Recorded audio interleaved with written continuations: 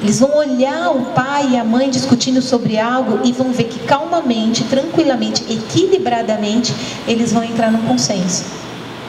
Diferente, completamente diferente.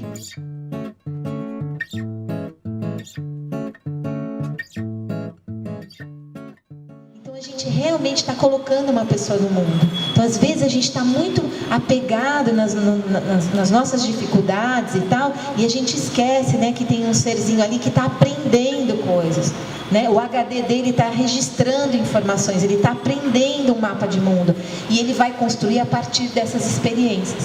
Então o Freud, ele diz, né, um psicanalista, muitos conhecem, né, então ele diz assim, que tudo que a gente conhece do amor e das relações, a gente conhece da casa dos nossos pais, as primeiras relações que a gente tem com o amor. E aí, esses dois pais vieram de infâncias com esses pais, e é isso que eles vão estar levando para a relação afetiva deles e para a relação com essa criança que está surgindo. Então esse é um ponto, assim, né? A gente vai dar, depois eu vou dar um curso super legal, que é de um autor, a gente vai estar se baseando nesse autor, que chama Gary Chapman, e ele vai estar falando das 5 linguagens do amor. E é super bacana, porque a linguagem como a gente ama é de um jeito, a que o outro ama é de outro. É como se a gente estivesse falando inglês e o outro árabe. Você fala, não, mas a gente se comunica. E aí a gente vai ver a que ponto, né? A gente estava aqui conversando, né? A gente fala assim, olha, eu não entendo como é que o meu marido me deu aquilo ali, ou como a minha mulher compra isso, não tem nada a ver comigo.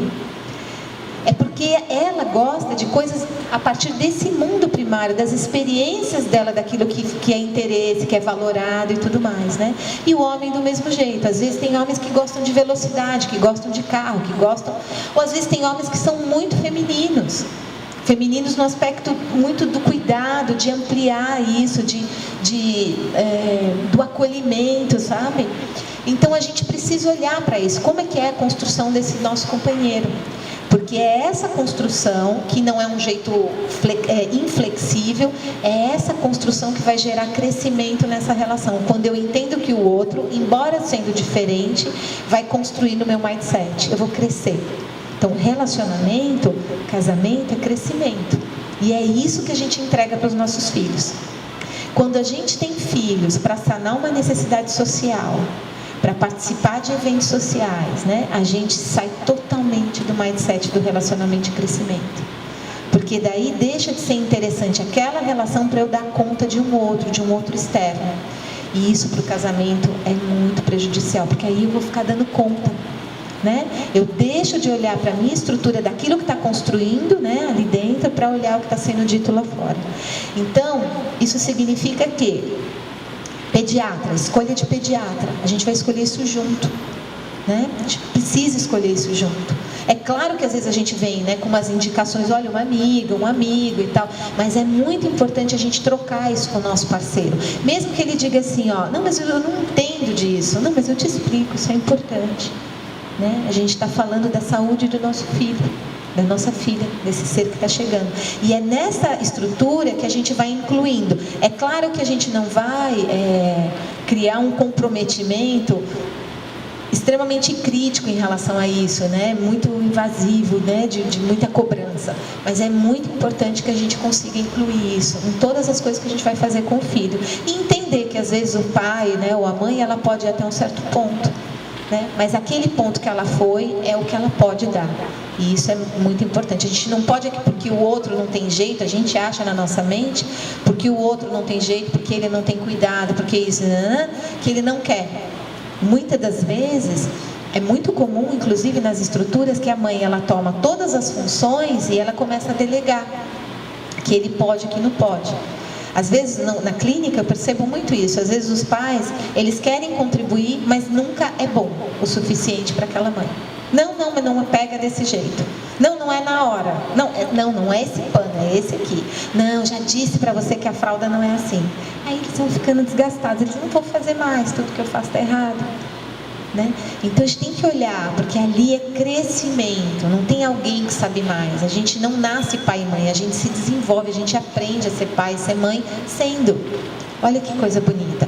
Eu posso fazer 10 cursos sobre maternidade, sobre paternidade, mas na hora H, né, na hora ali que o bebê chega, O crescimento é de vocês dois e a forma como vocês vão lidar isso é muito importante. Alguém quer falar alguma coisa sobre isso? Alguma experiência que vivenciou aí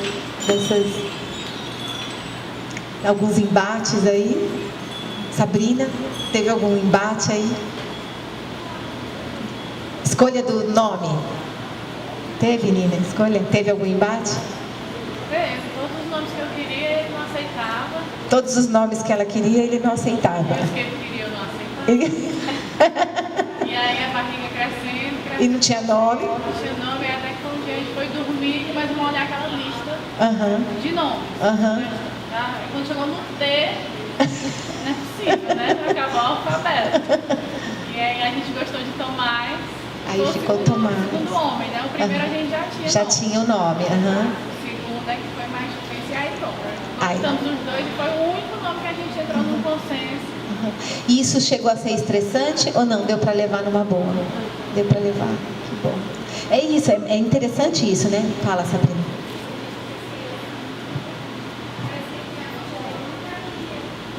Que você estava grávida. Parecia que a ficha do companheiro, do marido, não caía que você estava grávida.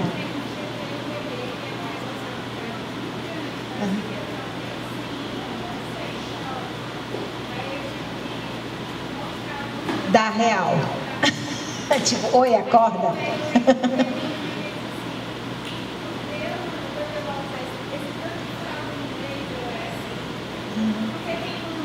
Sim, eu não...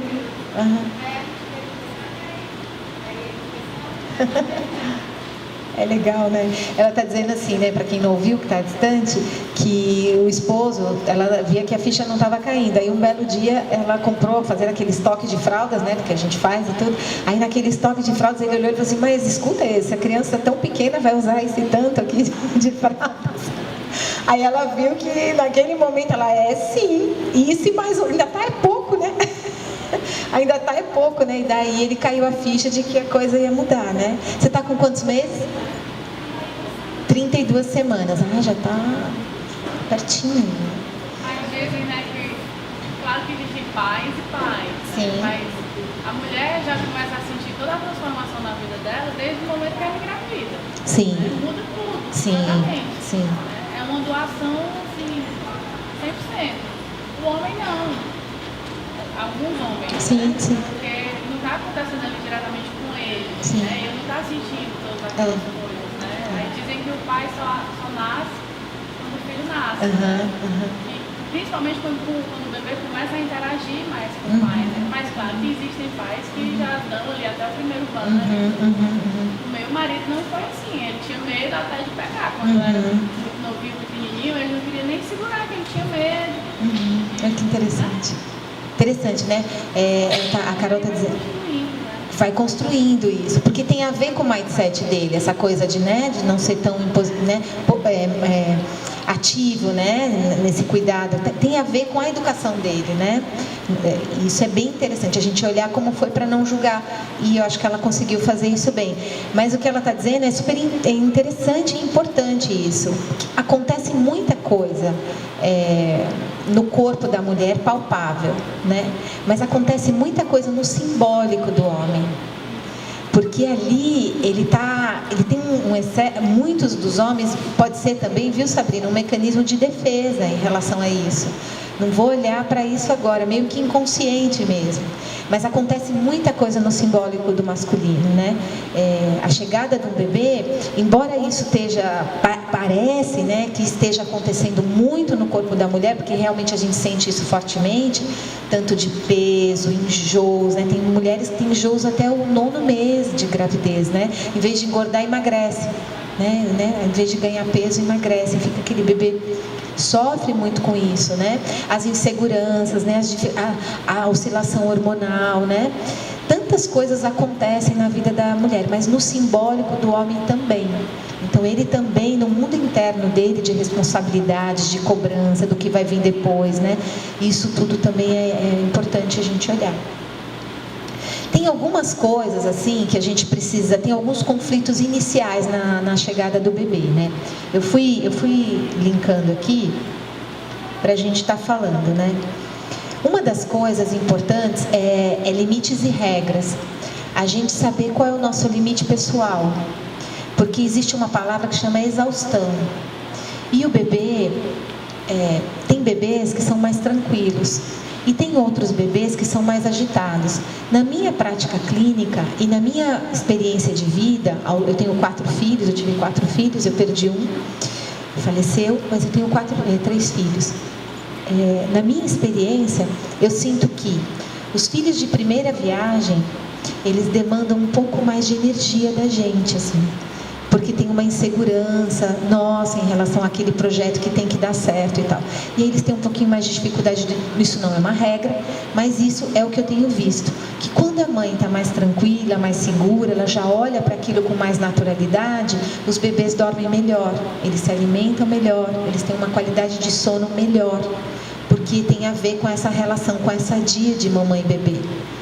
Afinal de contas, a gente vai dar o peito para ela. E para quem não amamenta ou não amamentou, ou para filhos que são adotivos, existe uma relação que se estabelece no olhar ali.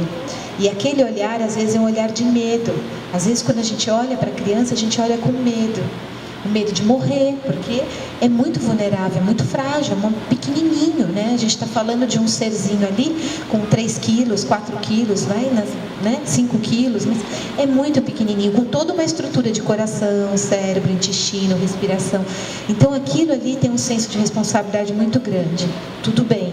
Só que naquela relação eu preciso olhar para aquela criança e aspirar que ele seja feliz. Né? Que esse movimento é um movimento de crescimento, que assim como eu estou aprendendo, ele também. O processo é mútuo, é uma troca mútua de crescimento. Então, para quem vai amamentar, para quem vai dar o leitinho na mamadeira, eu conheci pais viúvos, né? Às vezes pessoas que adotaram crianças, né? Que estão fazendo aquele movimento, avós,